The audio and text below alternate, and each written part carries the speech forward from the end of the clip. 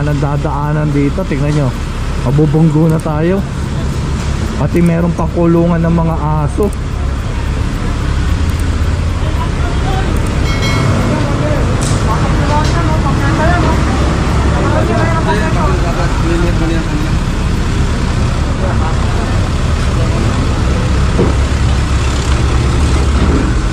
Ayan, pinapakopis kanina sa Richard yung mga halaman.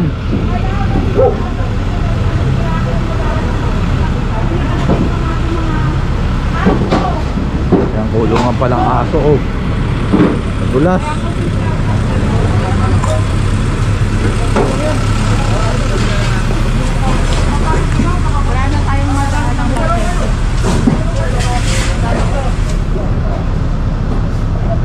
Yung ano nila, mga aso nila boss, nandito na rin sa ano, bangketa. Eh, tinuturo ni Sir Richard kung hanggang saan ang titulo nila. Kaso ako pa doon na ang bangketa.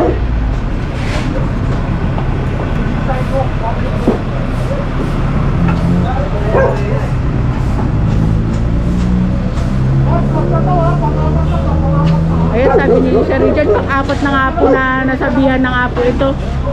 Pero still, ayan pa rin po sila boss.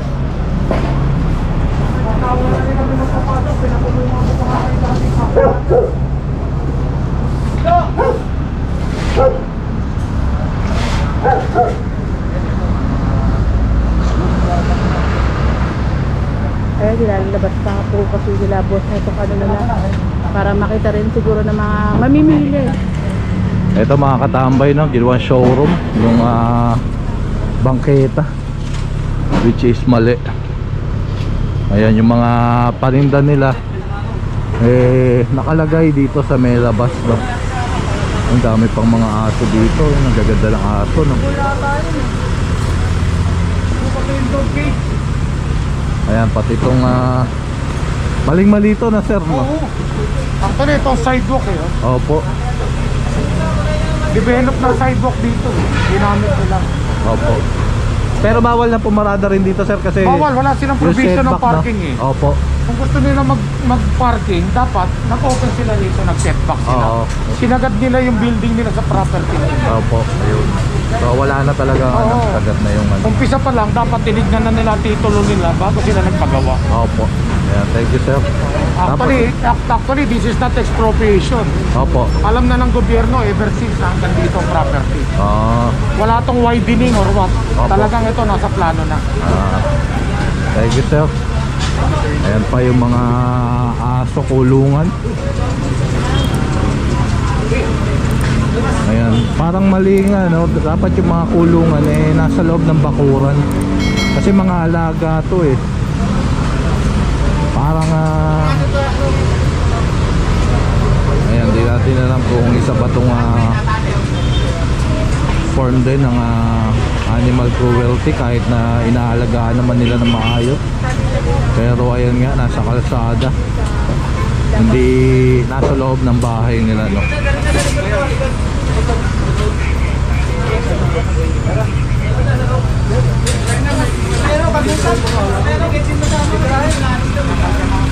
Hindi ka na ko i-claim sa amin. Ayan si sir, inahabol pa na yung halaman. Eh yan, mga nakarga na po sa may truck. So kung gusto na lang nilang kunin yun, eh sa may ano, sa may Timog base na lang, no, kunin. O kaya kung gusto nilang dalaw-dalawin, eh pwede sa EDSA. Alam niyo naman ang marka ng bangketa eh. Yung hagdan nyo nga, naka-extension din sa bangketa eh. Ayun pala, no, extension na nga rin yung hagdanan nila. So dapat ang building line lang, dun lang.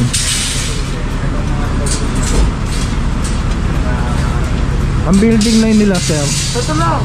Actually, this is the building line. Kaso lang, ang titulo nila sagad sa building line. eh di pati yung poste nila lagpas.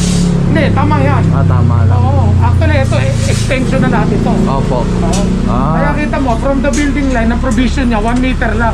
Opo. So, tingnan mo, nagdugtong na lang siya rito. Dugtong na natin kung ano pinatuloy. Opo. Thank you ulit. Ayan. Ito, extension dito.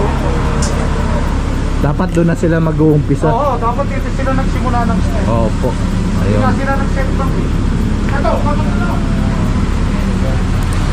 Ayan, dapat hanggang dito lang talaga sila no, mga katambay sa may pinaka building line nila no, sa may pader lang. So ito nga extension pa yung hagdanan. Ayan, ayaw pa nila tanggalin to no. Hindi pa nila tanggalin.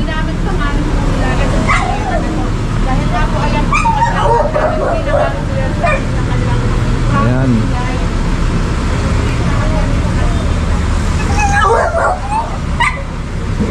Ganda ng aso no. Sa pagpasok natin Ayan. ng mga construction dito sa bangketa.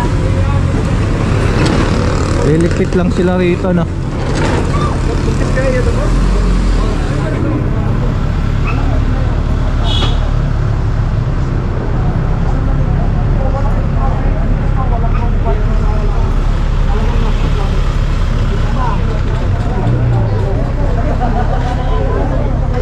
Ayan, meron naman pala silang pwesto doon sa may likod.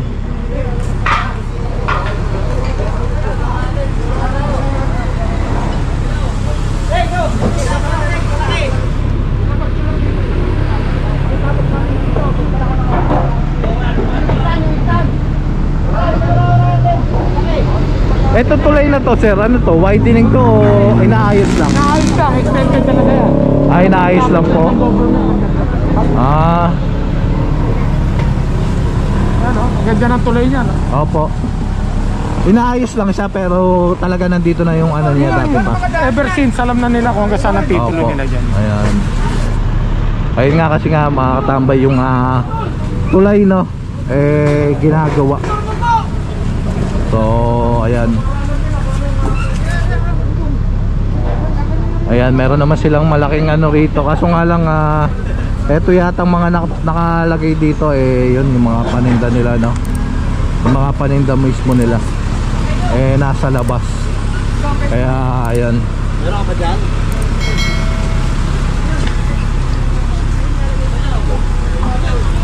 Parang nakalabas yung paninda nila para makita ng mga tao yung mga produkto nila no. Kaso nga lang, shoutout sir.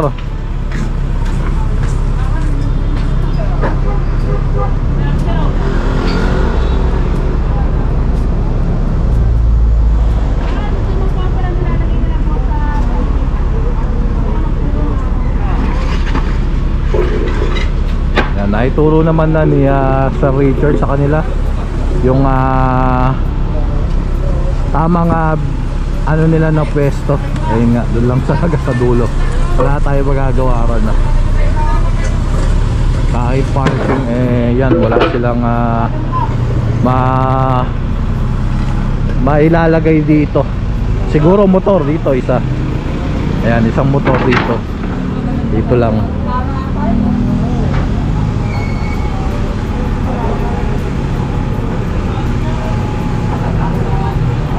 Ayan, doon naman yung ano nila, pagawaan no, sa loob. Ayan.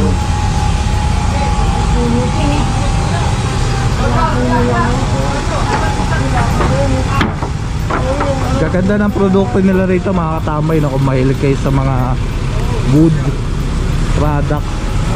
Mga kahoy nila talaga solid. Ayan yung mga pintuan no. Ayan. So, pili kayo rito, wood shop. Ayan. Located sa Visayas Avenue ang wood shop. Ayan, nag-ano na sila, upholstery. So, ayan, hindi na po kailangan ilabas yung inyong paninda. Ayan. Pero solid yung mga produkto nila rito, mga katambay. Ayan nga lang mali, nagkamali sila no, na nilagay dito yung mga produkto nila sa labas. Pero ayan, tulong-tulong naman, inaayos na po.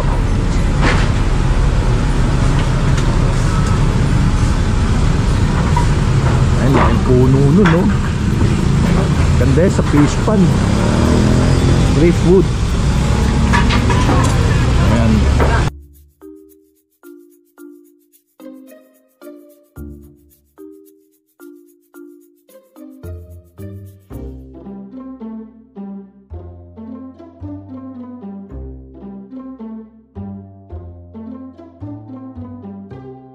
Kaya kung may mga permit sa mga kumagano. Ay, ito sir. Oo, oo nga no. Parang ayun na mismo dyan na nila yung ano nila no? Pinutol niya yung ugat. Oo.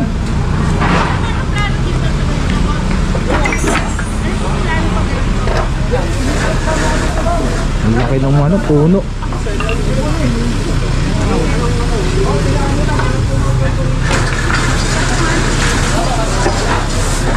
Ayan, tingnan dumi.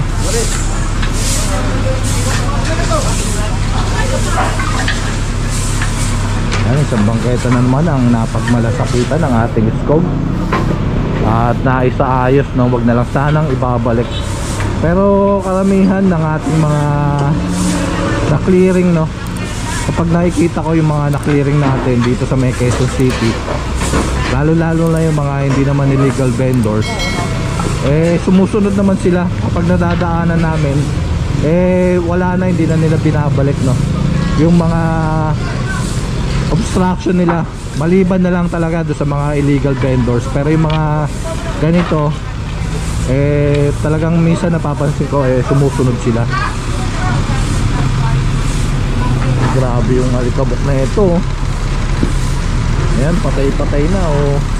At iba na yung kulay dahil pakusok no. Ayan pa.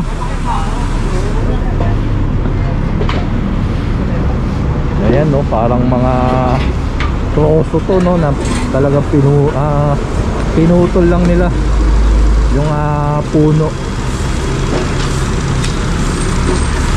Kasi kung makikita nyo yung produkto nila, talagang solid yung mga kahoy.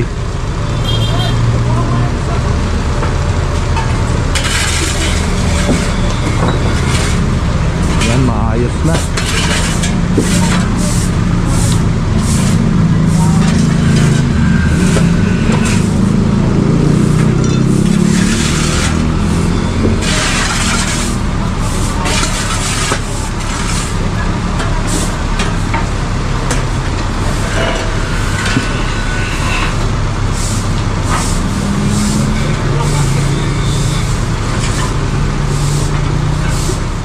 Na po, tutuloy na lang nila no.